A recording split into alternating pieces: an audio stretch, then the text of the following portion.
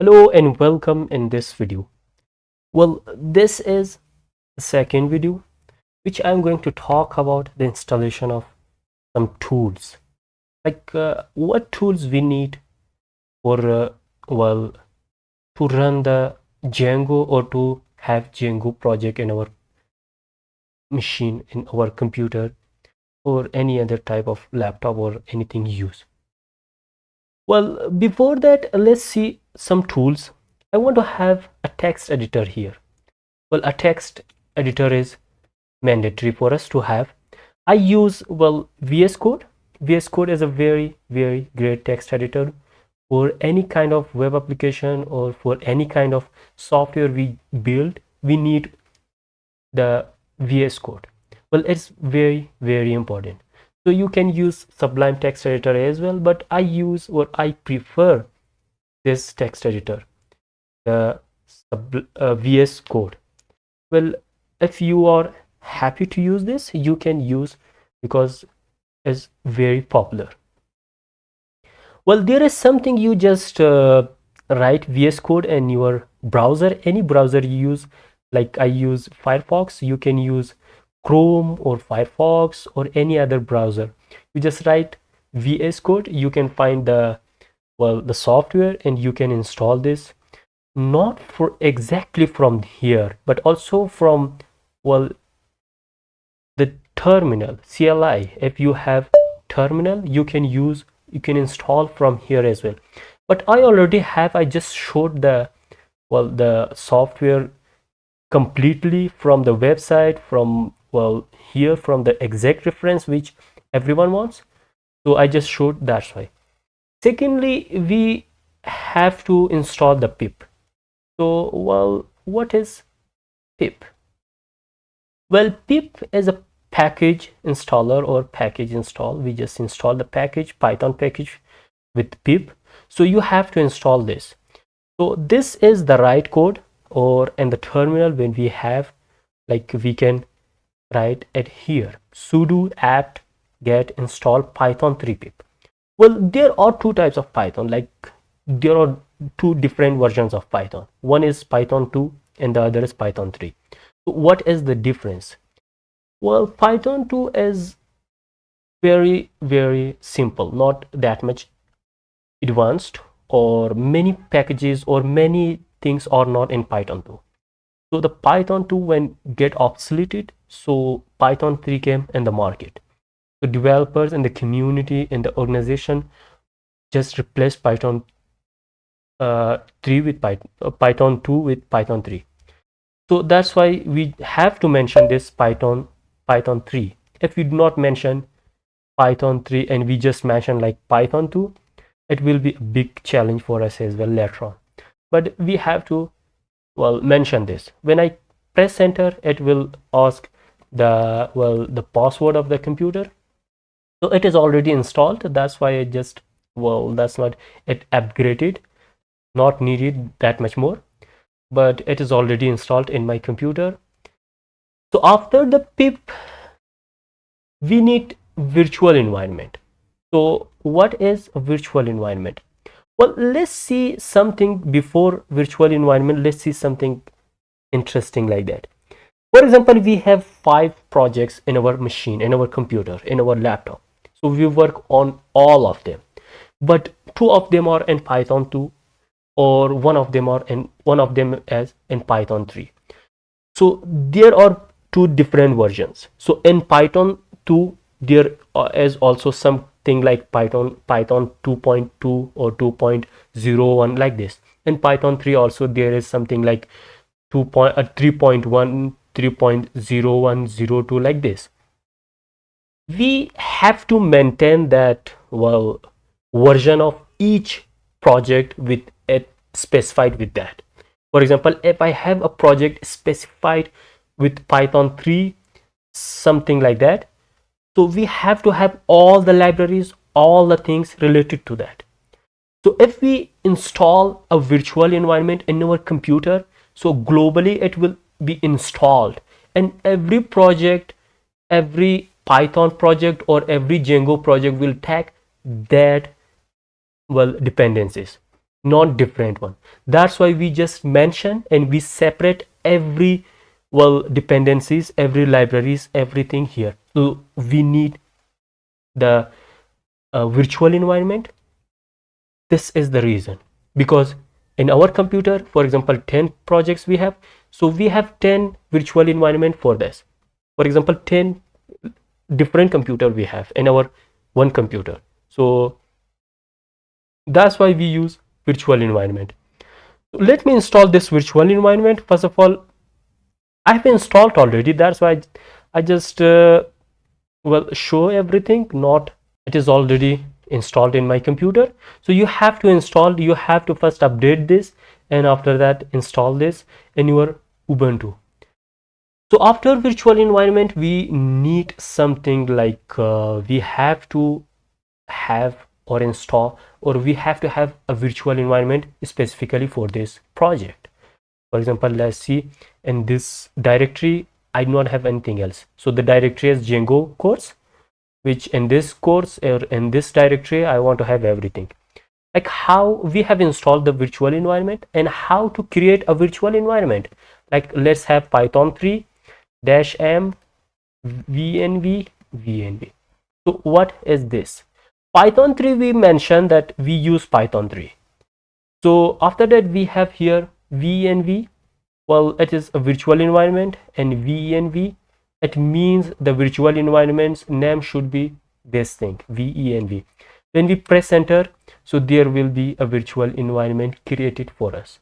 Well, let's wait and see how it will create. Now let's see, let's take ls or a list all the things. So we see here is a folder or a directory called venv. Well, let's see this venv and let's take ls. We see many files here like lib or lib64, lib include bean, so these things. And I have this. We have here two conditions, one is active and the other is deactive. So we have to active the virtual environment first when we install any package or when we run our Django projects. So we do not have any Django project now, we have the virtual environment. Let's see source. We have source venv/bin/activate. When we just press the enter, the virtual environment will be activated. When I press the enter, let's see here, there is one thing which is in the in this bracket venv. It means it is activated.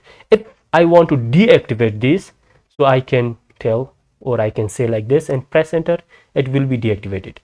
So I need to activate this, and let's see the other step what we are going to do. Now we want to install a Django project, but before installing the Django project, let's see, or let's install all the like Django in our virtual environment. So we have a virtual environment activated, and in this virtual environment we want to install like the Django, or we want to have the Django, and then we install a Django project. Let's see how we can install.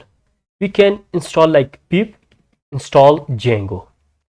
This is it. This is just one line.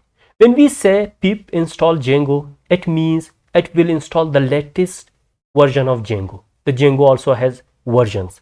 So if I put like this, some rubbish things, some kind of numbers, so it will have the same or the specific version of Django. If I enter, it will throw an error. See, it says that Django does not have a version like this. It has this 2.2.2.11 like this. It has till here, but it does not understand this version. That's why we just we do pip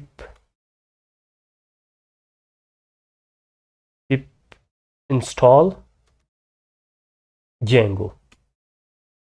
It means it will install the latest version of Django for us in this virtual environment or in this specified well, project. Let's press enter here. When I press enter, well, keep install Django. When I press enter here, it will install Django. XC collecting Django, downloading Django 5.2.7. It is the latest one up until now. We have talked and we are talking. So later on, the other version may come, or 5.2.9 or add, or 2.5.3.0, 3.1, like this the version may come. But now we have the latest version like 5.2.7. Let's wait and see, and it will be installed, and then we will talk about other parts. It is installed already. Let's see. There is virtual environment, and virtual environment is, well, activated, and we have installed Django here. Now if I say pip, now let's have a Django, how we can say Django admin. When we enter this Django admin, we will see many things here. Like Django admin will be Django admin check, Django admin compile messages, create, well, many things, DB shell or diff settings. And here like this we have start project. We have to have this start project.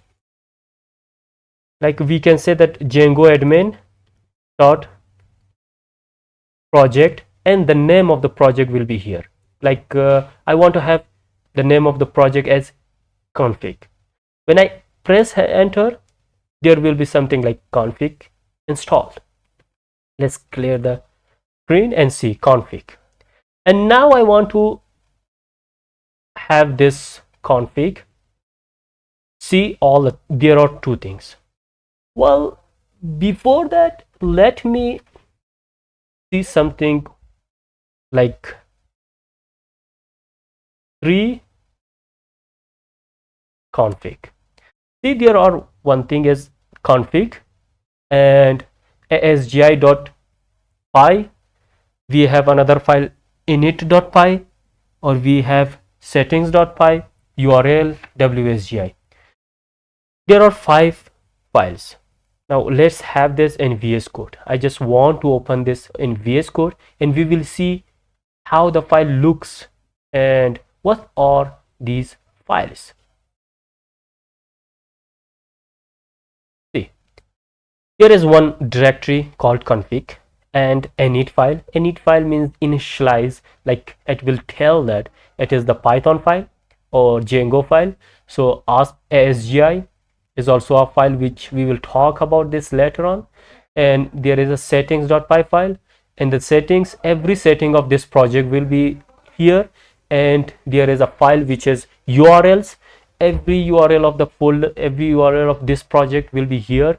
And wsgi, this is a server which we will talk about this later on, but not now. And there is another file which is manage.py file. So everything will be managed from here.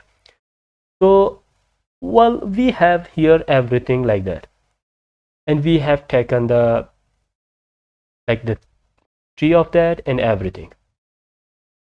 Let's see python 3 manage.py. Let's enter this. We will see what are here. We have here like, well, change password, create super user, well, check, compile messages, and everything. But one thing we need here, run server.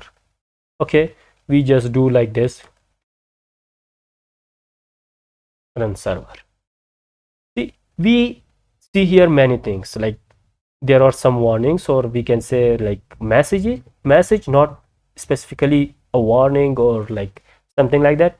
There is one thing, a URL or some IP given for us, that in this IP or in this port of 8000 we can run our project. Let's copy this and run it here. When we run this as the first project of Django we have seen ever. So congratulations for this, you have the first Django project. So let's see something, but later we will talk about this in the in this with description. We have python 3 manage.py file make migration, but before that let's see, do we have the make migration or not? Here just see here make migrations, and after that migrate. Let's do both of them. Python 3 manage .py. Wow, it disturbs a lot. Make migrations. No changes detected, but we just see another file, db.sqlite3. It is the database, the default database of Django. Django will provide this when we just make migrations or migrate. So later on we can change the database as well, but for now it is, it works for us. But later may we use the Postgres or SQLite, or SQLite is the same thing, and MySQL and other database. Let's have this migrate.